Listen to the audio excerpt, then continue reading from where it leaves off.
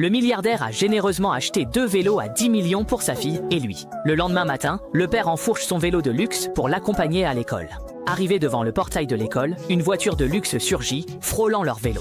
Père et fille restent bouche bée. C'est la voiture de sa femme. Avant qu'il ne réagisse, un homme surgit de la voiture précipitamment. La porte de John, ce n'est pas un endroit pour garer vos vélos. Livraison à domicile. Son fils descend ensuite de la voiture. Il les insulte et poste leurs photos dans le groupe des anciens élèves. Face à cette humiliation, le père reste calme et serre la main de sa fille, privilégiant la remise des prix. Après avoir renversé leur vélo avec mépris, le père et le fils rejoignent l'auditorium. Le vice-président annonce alors que la jeune fille a remporté le prix le plus prestigieux du concours scientifique. Le faux fils de riche, qui se croyait supérieur, ne peut pas le supporter. Le seul qui mérite ce prix spécial, c'est forcément mon fils. Je donne 5 millions à l'école. Est-ce suffisant? Que diriez-vous de 10 millions?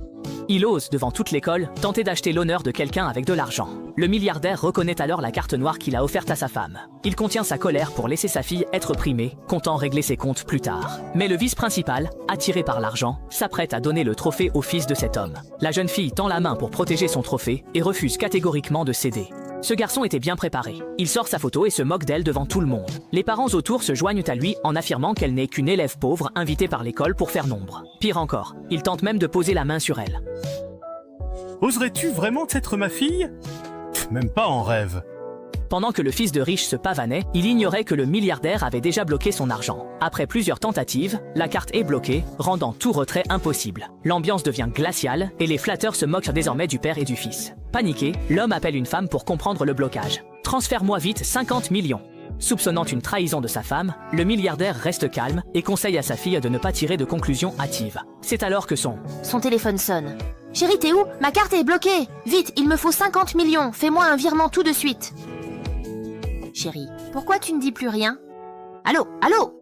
Même après avoir entendu la conversation de ses propres oreilles, le père de Gia refusait d'y croire, persuadé qu'il s'agissait d'une mise en scène du milliardaire. Ce n'est qu'à la réception du SMS, confirmant le virement de 50 millions que son illusion s'est brisée. Au même instant, le milliardaire a découvert avec stupeur que sa femme avait détourné 40 millions de fonds publics. Elle avait vraiment franchi la ligne rouge. De son côté, le vice-recteur a reçu 20 millions. Pour s'attirer les faveurs du fils de Gia, il a fait expulser le milliardaire et sa fille par la sécurité. C'est alors que le milliardaire a pris la parole avec un grand calme. Alors, moi aussi, je fais un don de 40 millions. À ces mots, toute la salle éclata de rire, car personne ne croyait qu'un homme venu à vélo puisse sortir 40 millions d'un coup. Face aux moqueries, le milliardaire fit taire tout le monde par ses actes. Quand l'argent fut versé, la salle devint silencieuse comme une tombe. Voyant cela, le fils du riche Jia surenchérit de 30 millions, jurant de le surpasser. Mais il ignorait que son adversaire était l'homme le plus riche de Haisheng. Sans même lever les yeux, le milliardaire ajouta alors 15 millions de plus, sans hésiter.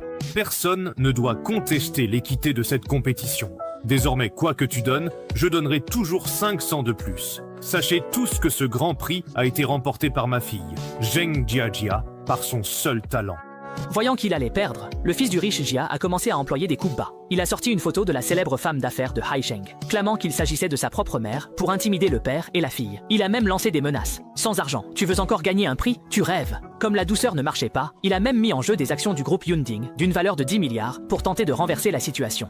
Acculé, il s'est dit que s'il perdait la face, lui et son fils seraient bannis de Haisheng. Dès qu'on a parlé d'argent, le directeur a aussitôt changé de ton. Il a pointé la fille du doigt, exigeant des excuses immédiates. Le magnate rappela. Vérifiez avec le président Chen. Céder des milliards d'actions face à la confrontation. Malgré le doute, le fils riche n'a pas reculé. Plus arrogant, il a menacé que l'arrivée de la femme du magnate provoquerait leur bannissement immédiat. C'est une excellente nouvelle. Ce véhicule a déjà été entièrement nettoyé.